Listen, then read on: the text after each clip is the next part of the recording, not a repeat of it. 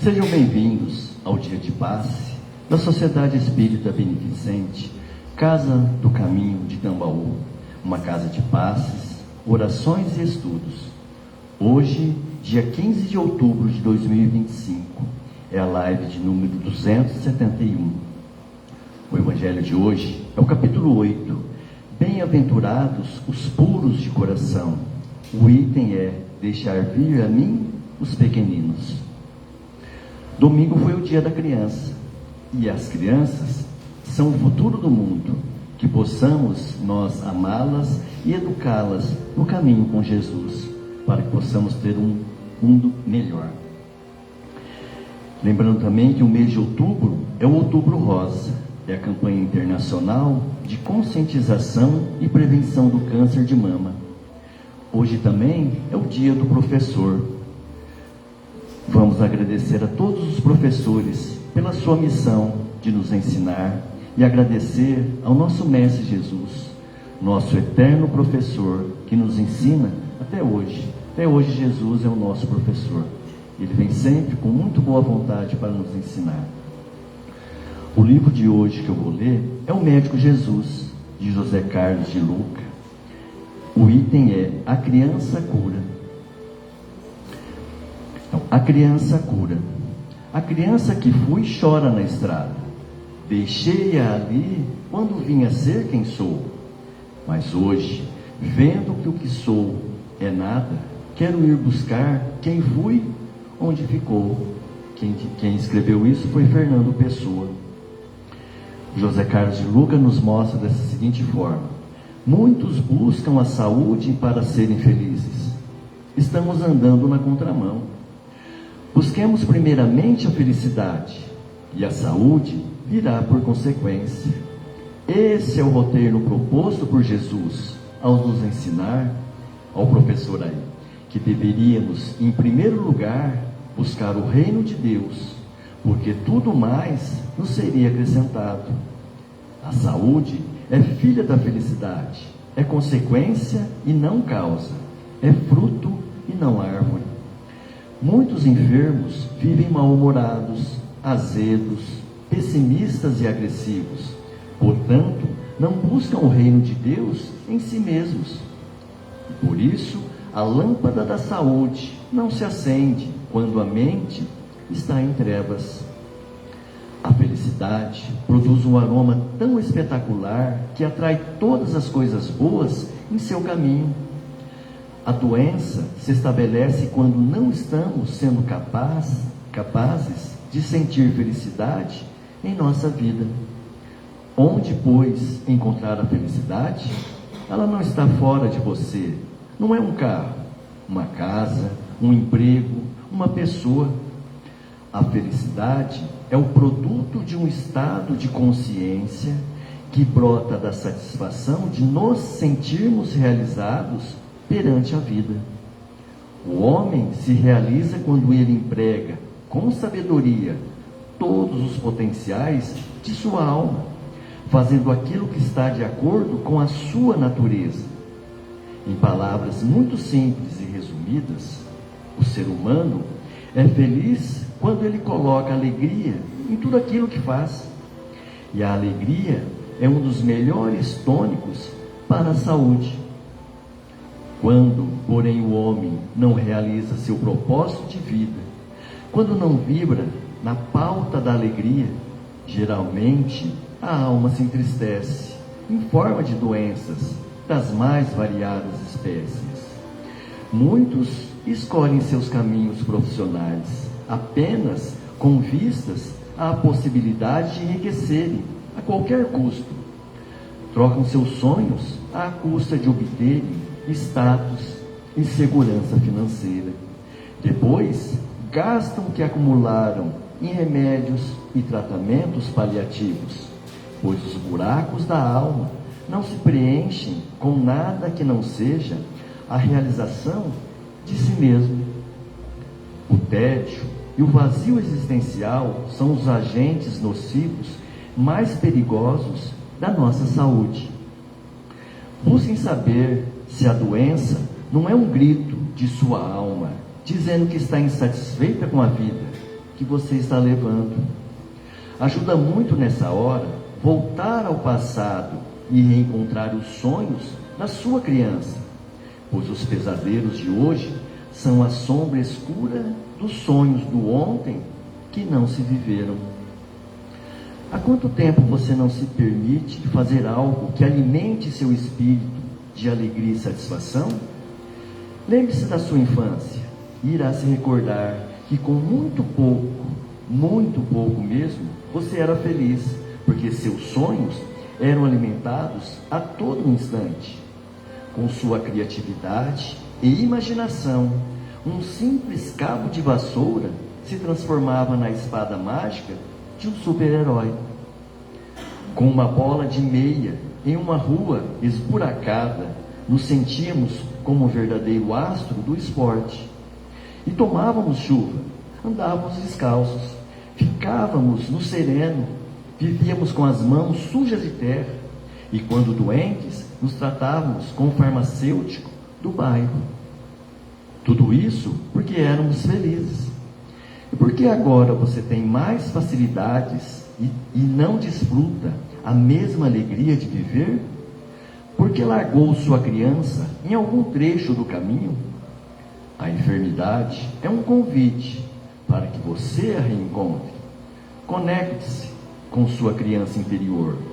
Ela saberá apontar o que está faltando para você ser feliz. Busque cada vez mais fazer o que gosta. E se não puder fazer tudo o que gosta, aprenda a gostar de tudo aquilo que você faz. Eis aí o segredo da felicidade. Não permita que uma pessoa idosa habite seu corpo, pois isso é um passaporte para o mundo das enfermidades. Desperte a criança que ainda vive em você. Deixe que ela lhe traga mais alegria, espontaneidade, curiosidade, espírito de aventura, contentamento, criatividade, divertimento e pureza. Aí está um verdadeiro laboratório de remédios, poderosos para curar qualquer doença.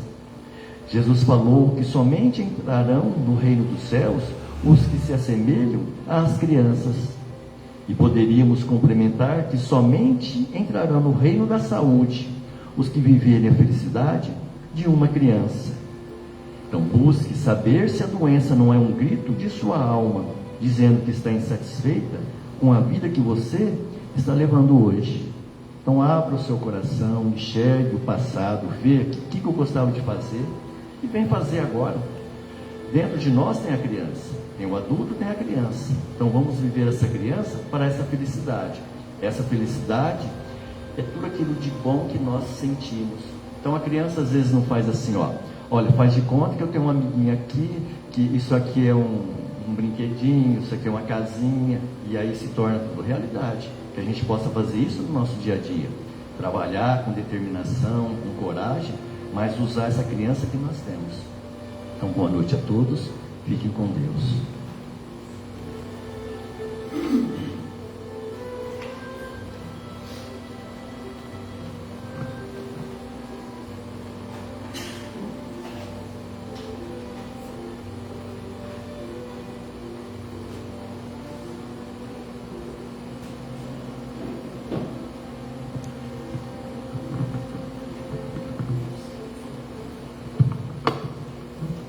Boa noite mais uma vez. Boa noite. Está poderoso. Muito bonito. Gente, eu não sou psicólogo, mas essa passagem do nosso Marco que acabou de ler, de Lucas, né? De Jesus, dialoga muito com a abordagem junguiana. Como eu disse, não sou psicólogo, mas e tem psicólogo aqui que eu sei. Mas Jung afirma que nós, enquanto crianças, podemos tudo. Estamos com todo o nosso potencial. Somos poderosos em potência. Não é? À medida que nós vamos nos amadurecendo, começando a assumir as nossas vidas, nós vamos nos especializando, criando fronteiras. E muitas delas, muitas vezes, não estão tanto quanto distantes das nossas vocações, por conta da realidade que enfrentamos. Então, nessa batalha, muitas vezes aquelas fontes de energia, de alegria, são filtradas, são meio que perdidas. O processo de maturação do ser, de amadurecimento do ser, após essa batalha de conquista das questões da matéria, de garantir a sua sobrevivência física, libera-o, se ele estiver atento, para a reconexão da sua potencialidade de alma, de espírito, a sua potencialidade que se manifestava na fase da sua infância. Então, após essa trajetória, com todas essas batalhas todas, com todo esse outro nível de consciência, redirecionar as suas energias para essa reconexão faz parte desse processo de maturação. Então, dialoga muito, é muito fascinante. Um dia eu vou fazer psicologia. Pelo fascínio, pela importância de que se reveste.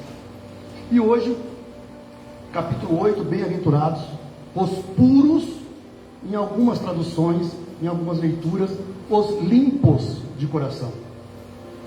E aqui a coisa começa a complicar.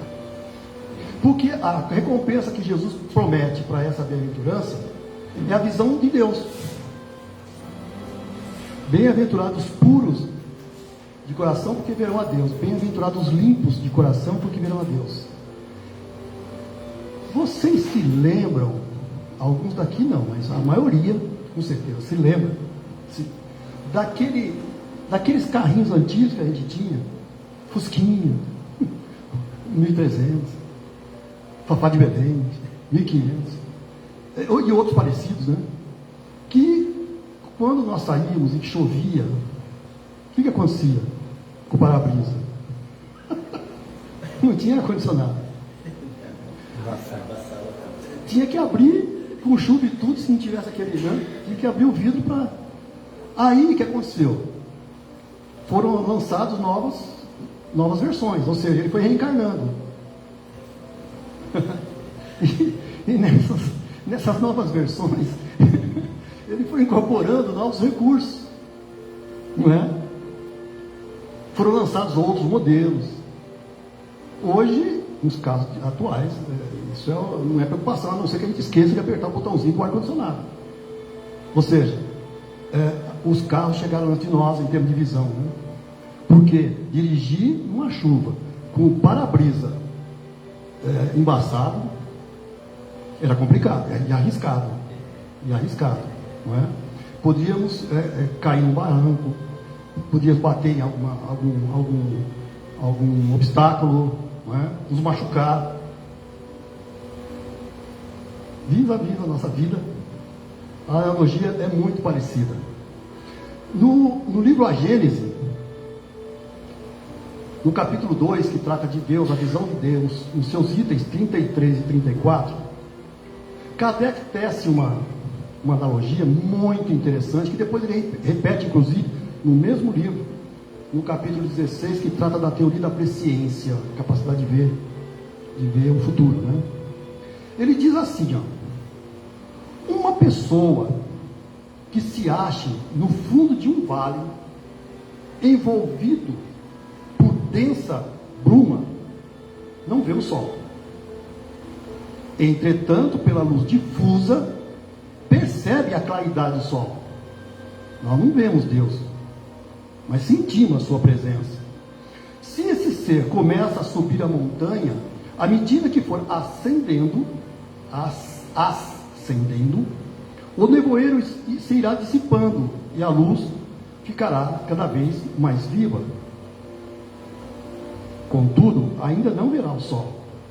Só depois que se haja elevado acima da camada brumosa e chegado a um ponto onde o ar esteja perfeitamente límpido, ela o contemplará em todo o seu esplendor.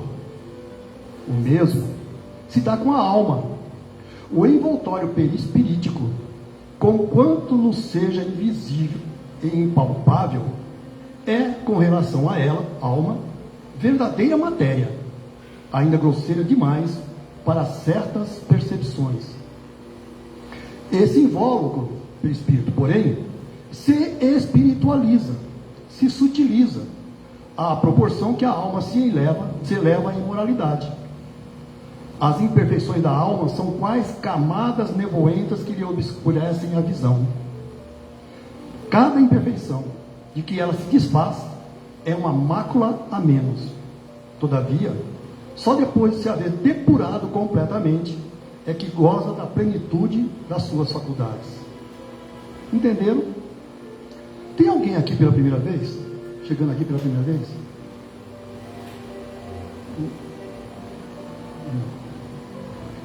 Alguém estranha quando vê esse termo perispirítico?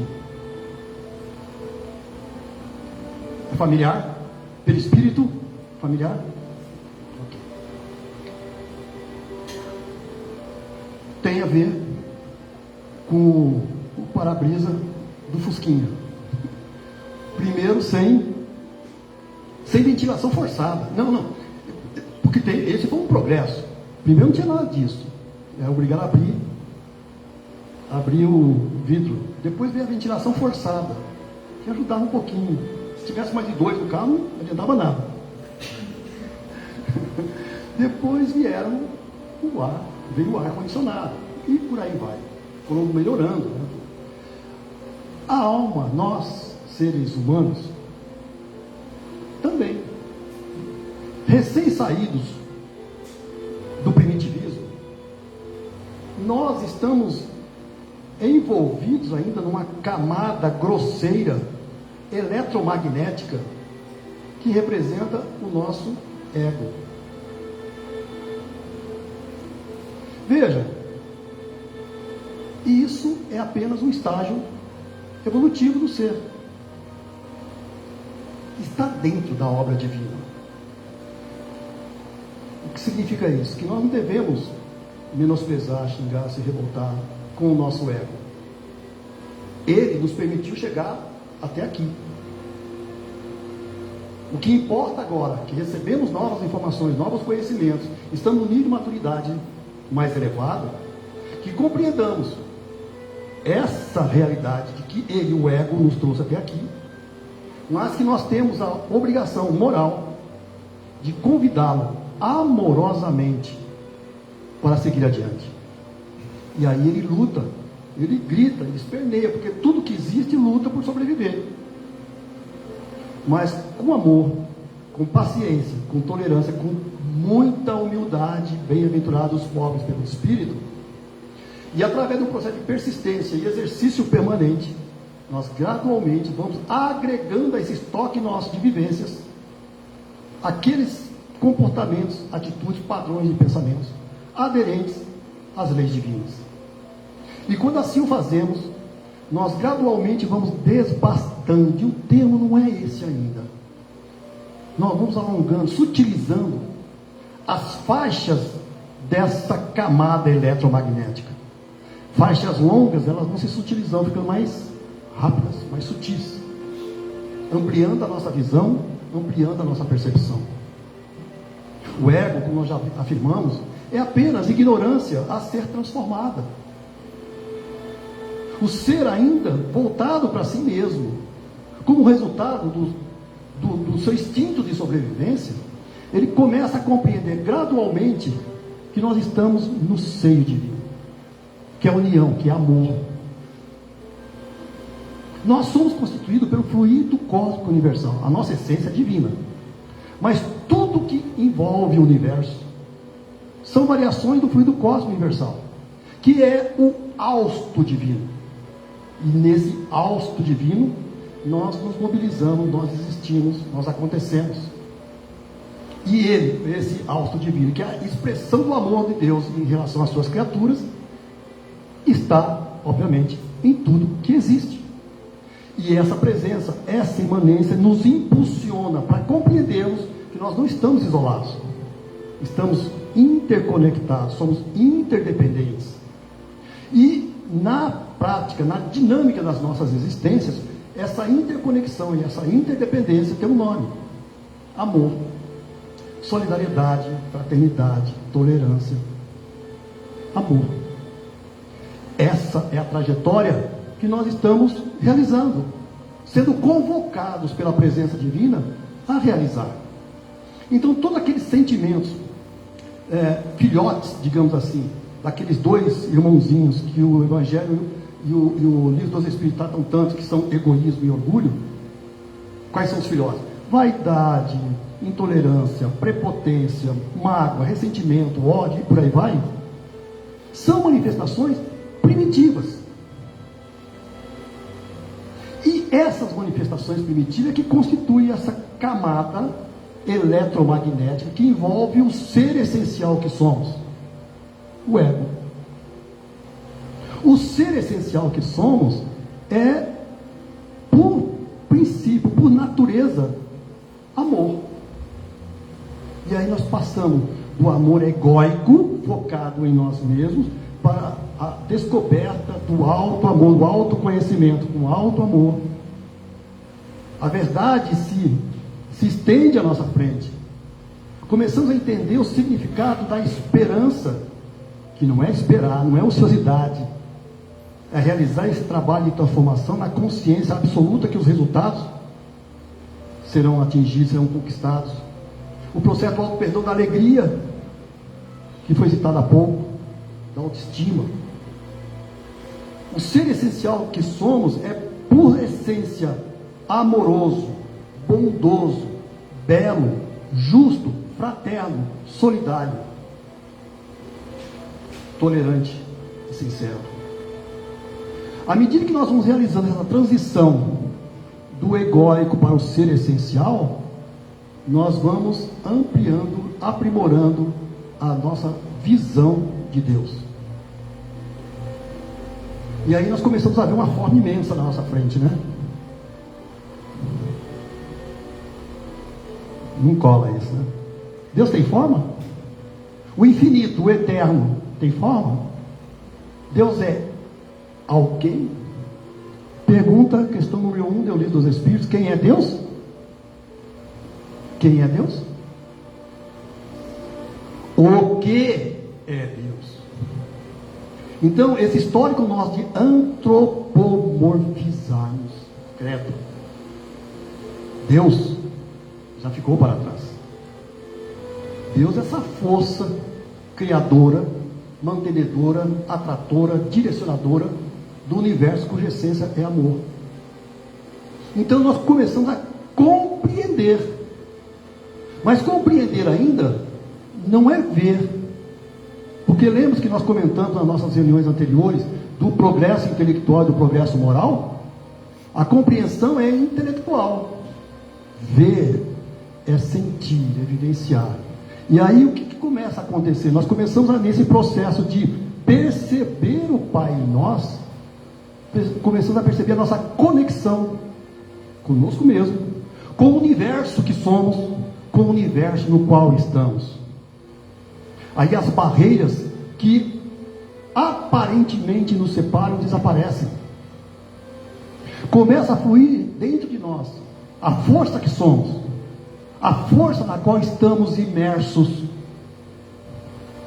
Começamos a sentir e a perceber essa presença no universo.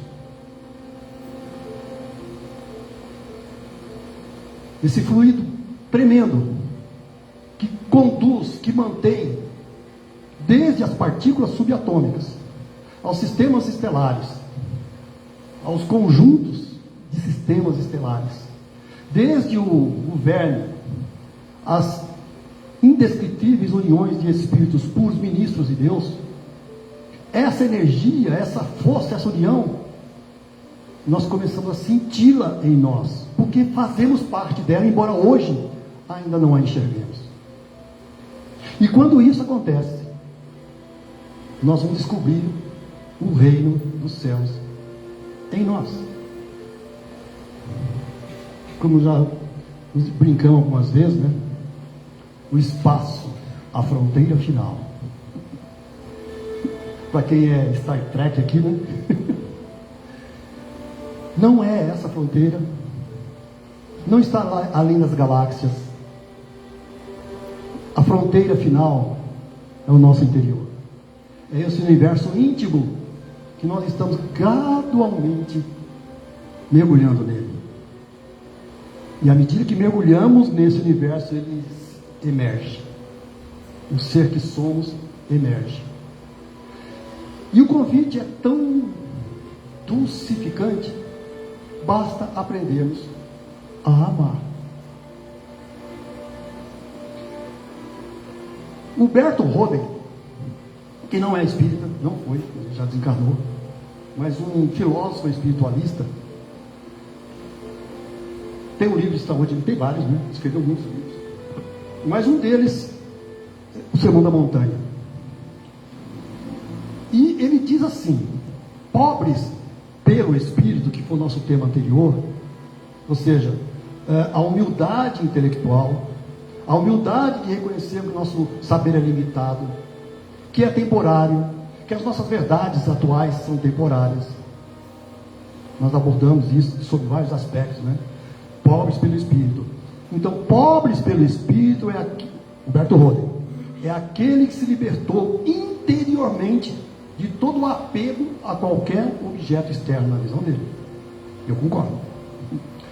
Puro de coração é aquele que se libertou não só dos objetos externos, mas também do sujeito interno, isto é, daquilo que ele, sujeito, idolatrava como sendo o seu sujeito, o seu eu, embora fosse apenas o seu pseudo-eu, o seu pequeno ego físico mental.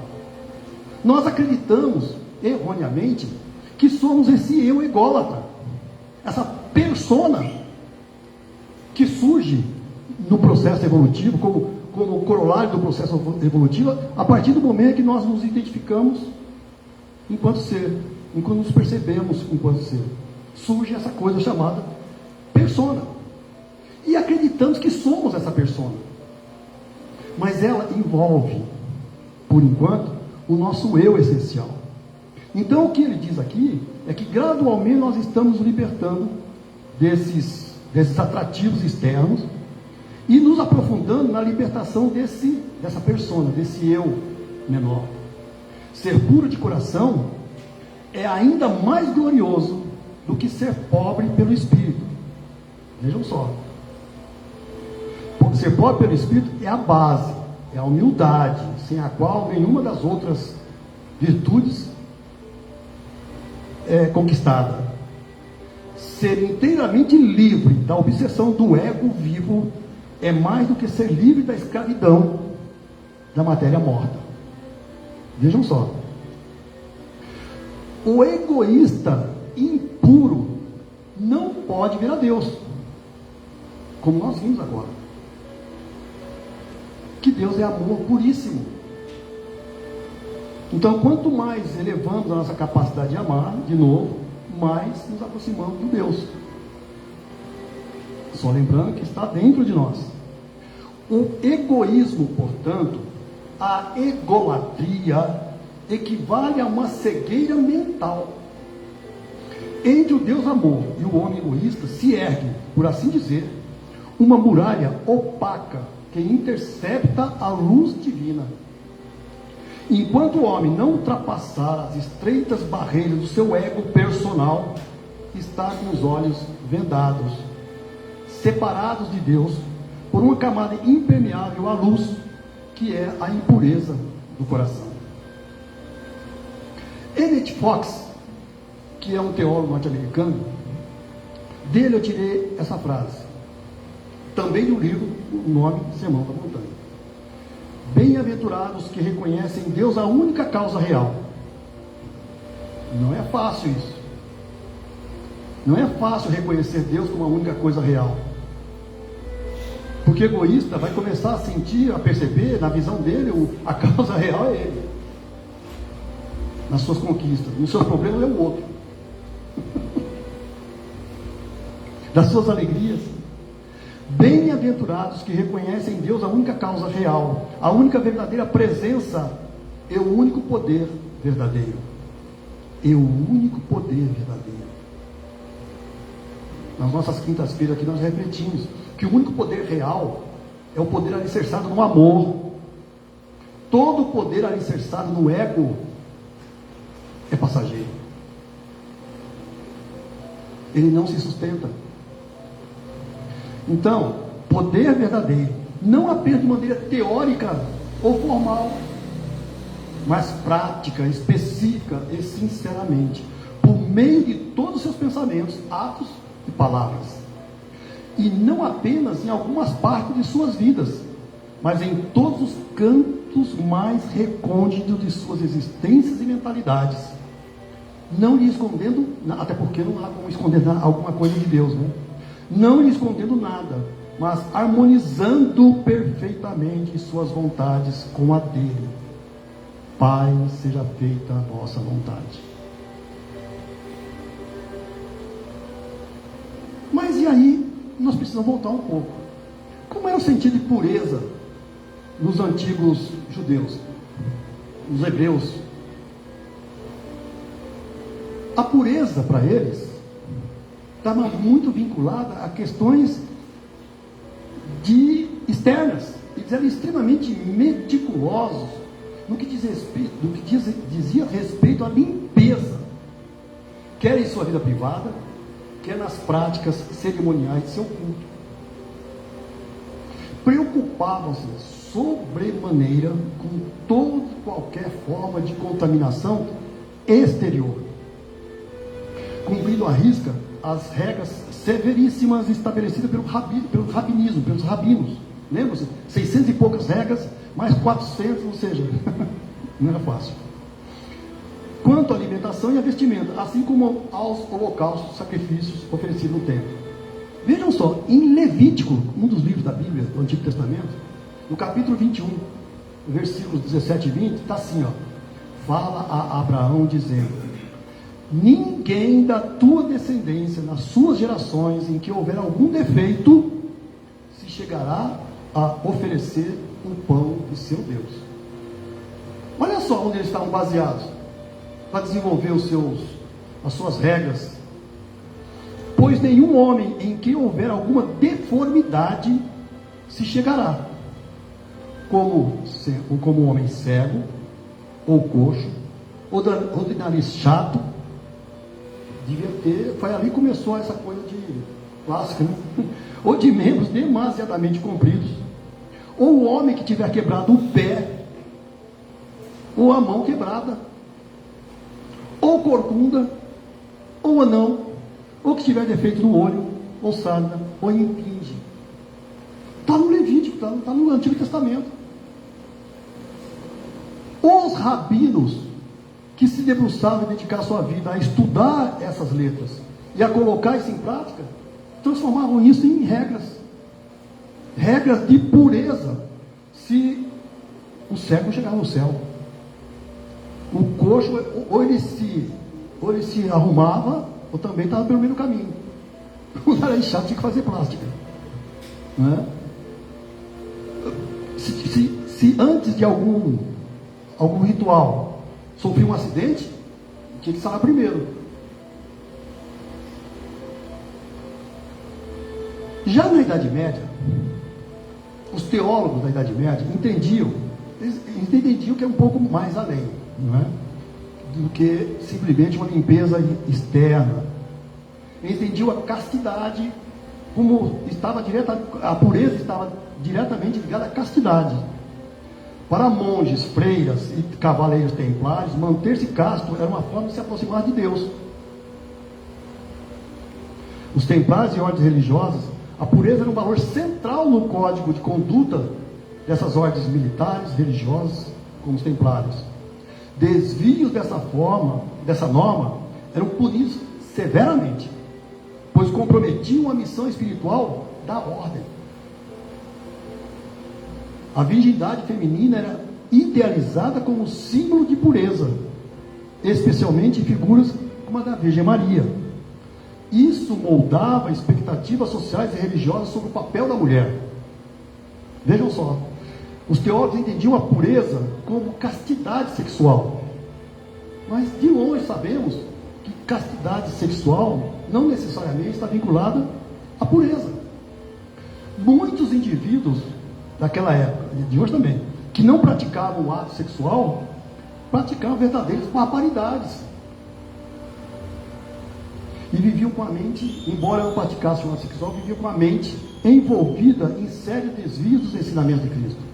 Por exemplo, alguns conhecidos, Inácio de Loyola, que vivia uma vida dissoluta até que deu um clarão para ele e foi se dedicar à vida religiosa, e como corolário dessa dedicação fundou a Companhia de Jesus, os jesuítas. Torquemada, um dos nomes mais temidos da Inquisição. Mais de 2.000 pessoas foram sacrificadas por conta das ações desse cidadão, porque na visão deles estavam descumprindo os mandamentos da igreja.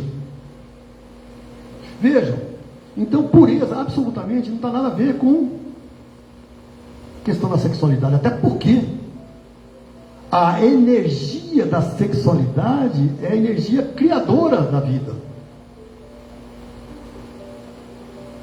Como?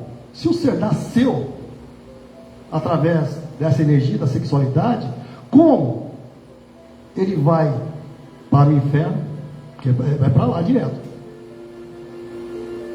ativando a sua vida sexual. É verdade que sabemos hoje que o descalabro, o descontrole, e aí não é só na sexualidade, em qualquer área da nossa existência, nos desequilibra sim, mas não a ponto de se tornar o código de pureza como era pregado na Idade Média. No livro Vida e Sexo de Emmanuel, ele tem um título lá que chama Abstinência e Celibato, que também é trabalhado no Livro dos Espíritos. Então ele identifica dois tipos de abstinência. Aquela egóica, tipo assim, eu não quero responsabilidade, eu quero continuar na minha e cada um na sua. Ter filhos, que dor de cabeça, não é? Eu não quero dividir a minha vida com essa responsabilidade com outros. E muitas vezes, por conta dessas decisões, que podem estar sendo radicais, que podem ter a sua raiz em vidas passadas, essas criaturas renascem com inibições na área da sexualidade. Renascem muitas vezes, é um tema difícil, mas renascem muitas vezes com os difíceis problemas, dificuldades da inversão da sexualidade. Esse livro trabalha muito isso. É um dos mais claros, digamos assim, sobre esse tema. Mas há também aqueles que tomam a decisão de uma encarnação celibatária para melhor desempenhar a sua função. No livro O Mundo Maior, capítulo 13, se não me engano, André Luiz descreve a jornada sublimadora na área da sexualidade, que começa lá com desejo, posse, simpatia, carinho, devotamento, renúncia e sacrifício. Quando a energia criadora da sexualidade, ela atravessa as estações até o ponto no qual o ser, ampliando a sua capacidade de amar, dedica a sua vida para o próximo ou para a humanidade. Entendam que cada uma dessas estações demandam de nós muitas e muitas e muitas encarnações. E aí Jesus chega e diz o seguinte: vocês já sabem dessa, mas é bom lembrar.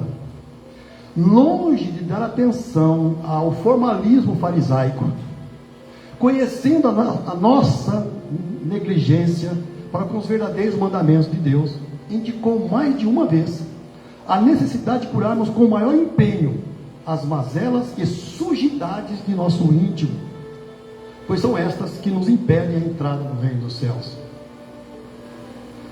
Deduz-se dos ensinamentos de Jesus que impureza de coração não significa apenas malícia e abuso dos prazeres sexuais, mas também a vaidade, o orgulho, o interesse egoísta e outras falhas morais cujas manchas são bem mais difíceis de remover do que aquelas existentes na superfície das coisas.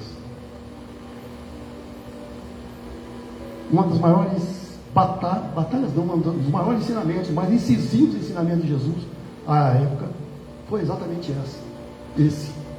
De sair da superficialidade em direção à conquista do nosso universo interior, na trajetória do reino dos céus existente em nós. E a questão que fica é: como é que nós estamos reagindo em relação a isso? O que é que eu me torno fazendo aquilo que eu faço? Um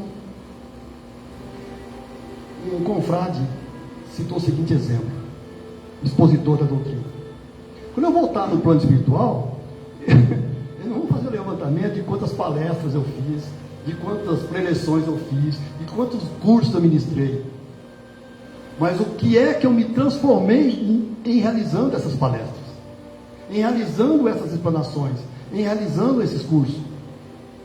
O que isto que eu estou falando, que eu sou o primeiro a estar ouvindo, me transformou. Vejam só, esse é o caminho.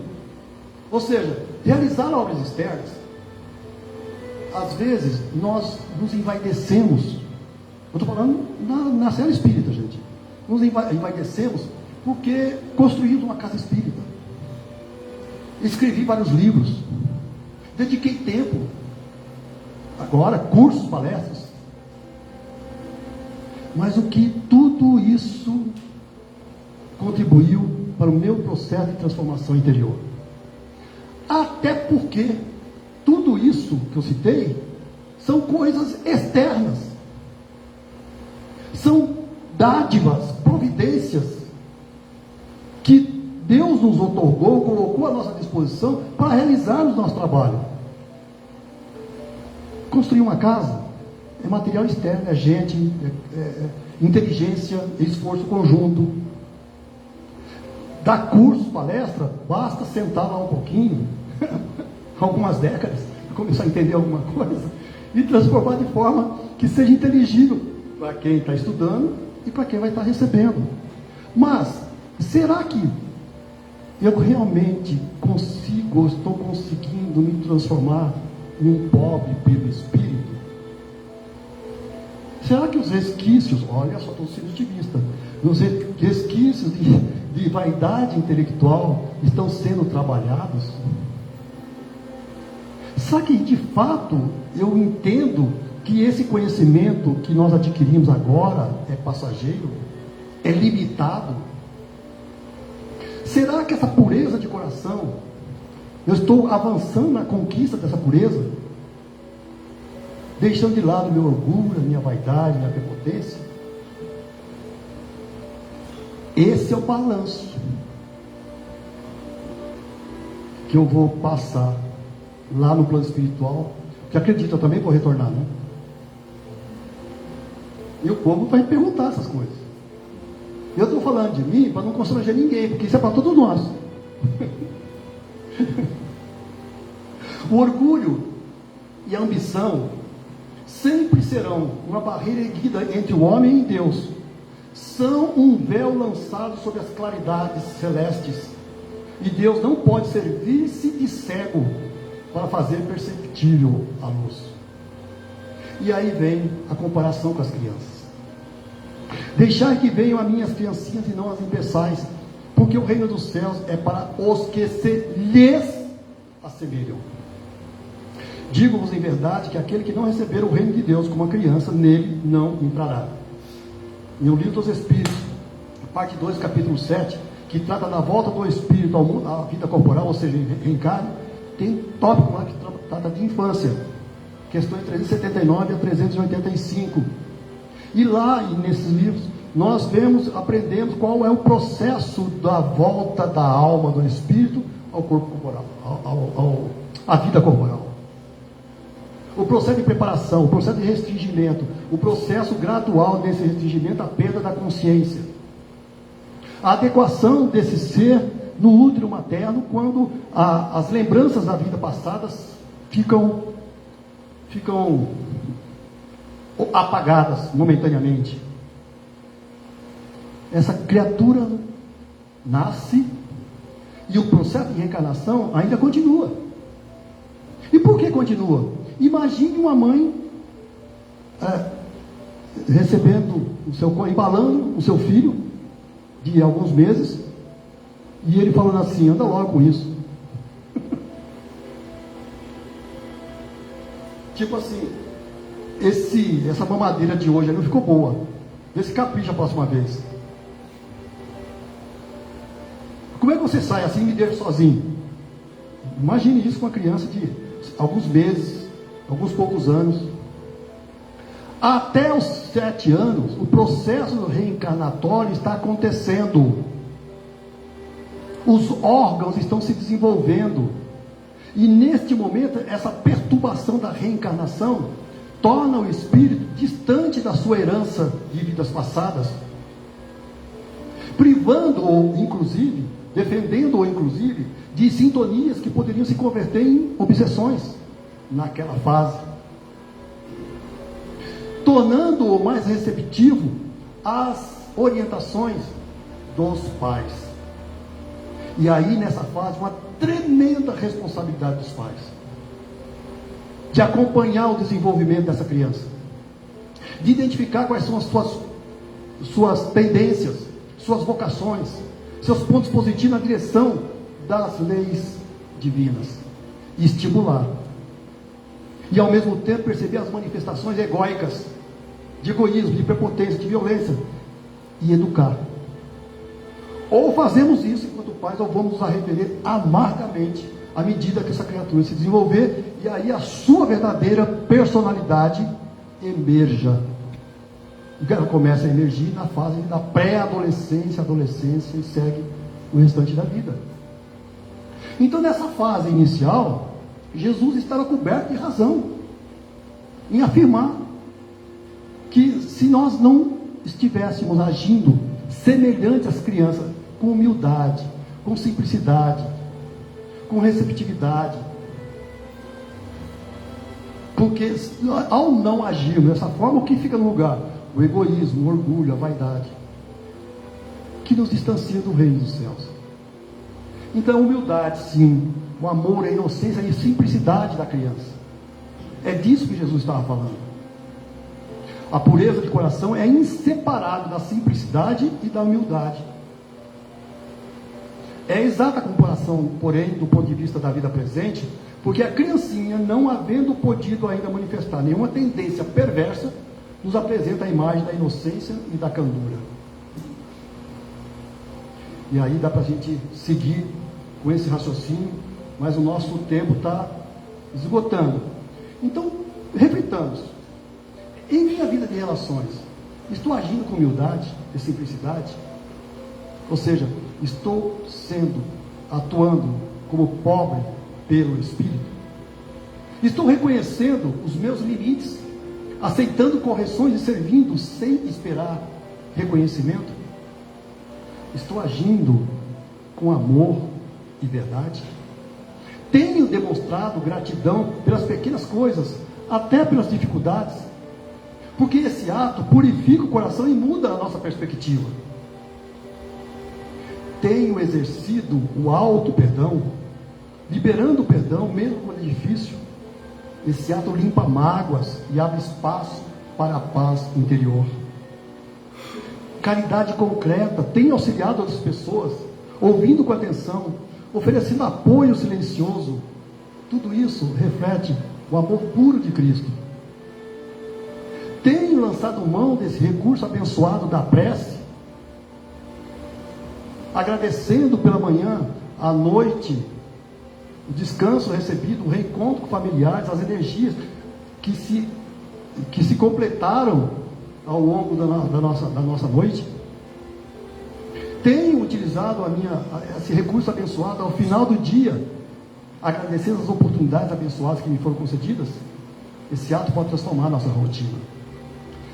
Essas ações não são sobre perfeição, mas sobre intenção, que é o fator que do ponto de vista do plano espiritual nos é levado em conta.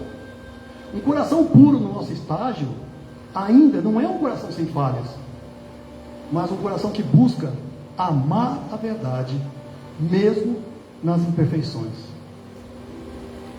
Meus irmãos, minhas irmãs, que Deus nos abençoe, muita paz.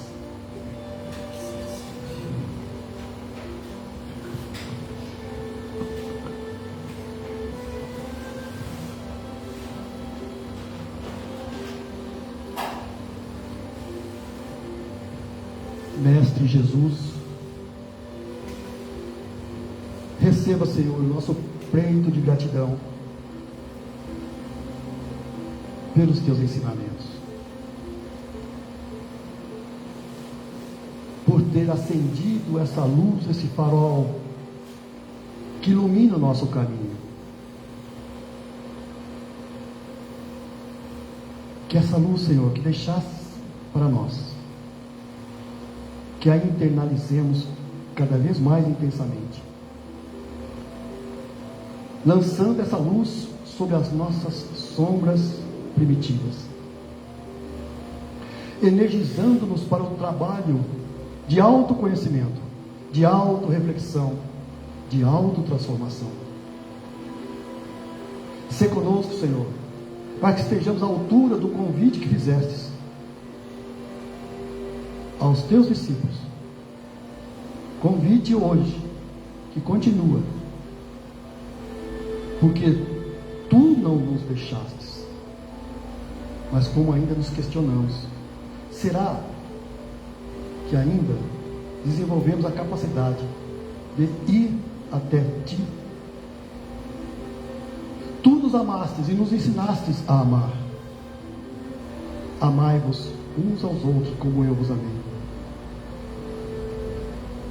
O quão distante ainda muitas vezes nos encontramos dessa verdade maior. Quantas lágrimas, quantas dores e sofrimentos ainda causamos em nós mesmos e nos nossos semelhantes. Que o teu manto de paz, de amor, de pureza envolva todo o nosso planeta. Que essas luzes, essas energias penetrem o coração dos nossos líderes políticos, empresariais, religiosos. Penetre o coração de cada ser humano, para que consigamos descobrir e sentir em nós essa alegria do pertencer, essa alegria de sabermos que estamos vivendo no seio divino e que o Pai está em nós. E assim, com a graça de Deus nosso Pai, de Jesus, o nosso divino mestre, o nosso divino pedagogo, dos nossos irmãos do plano espiritual, responsáveis por esse trabalho e que nos assistem, pedindo licença para encerrarmos a preleção da noite, dando graças a Deus e graças a Jesus. Que assim seja.